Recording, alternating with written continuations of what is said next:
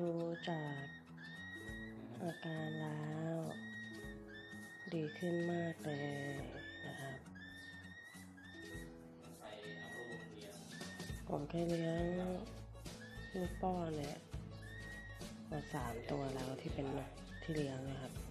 ตัวแรกก็จะเป็นลูกนกเขาไฟมันตกลงมาพอเราเลี้ยงเขารอดแล้วเขาบินได้โตแล้วกินอาหารเองได้แล้วเราก็ปล่อยช่วงแรกๆตอนปล่อยเขาก็จะบินกลับมาหาเราตลอดเลยเวลาเราเปิด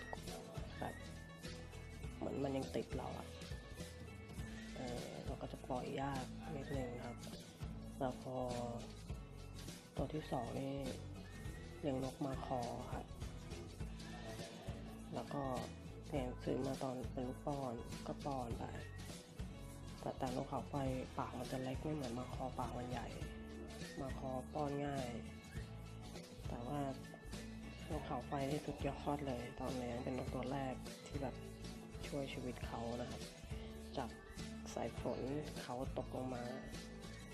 จากรังนะครับแล้วก็ตายไปตัวหนึ่งไอตัวนี้มันรอดมันก็ร้องแม่มันไม่อยู่มั้งหาแม่มันไม่เจอไม่รู้รังมาจากไหนนะ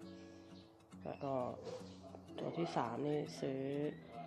คอกเทลเนี่ยครับเป็นตัวที่2มาขอซื้อของขวัญวันเกิดเหมือนกัน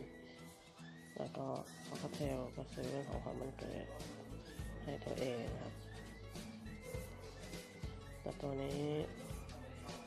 เอามาเขาเรียกอนุบาลให้น้องสาวนะครับอยากได้หรือน้องอยากได้ไม่รู้แต่ปรากฏว่าซื้อเป็นของขวัญวันเกิดของน้าครับ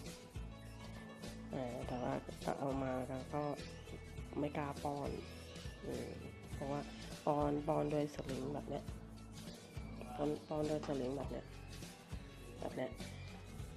โดยที่ไม่ได้ใส่ฝาตัวเนี้ยแล้วมันเจ็บปากตอนแรกป้อนอย่างเงี้ยป้อนอย่างงี้มันโชกแล้วมันก็มีแผลที่ปาก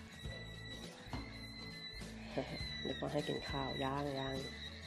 ป๋องยังอยู่เลยนี่ป๋องหนูอยู่นี่ตรงนี้ยังมีอยู่เลยนะครับอีกแป๊บนึงเดี๋ยวค่อยกินข้าวนะครับตัวนี้ชื่อเป๋าฟูครับเขาป้อนยังไม่เป็นก็เกือบตายแล้วไอ้เป๋าฟูเกือบตายแล้ว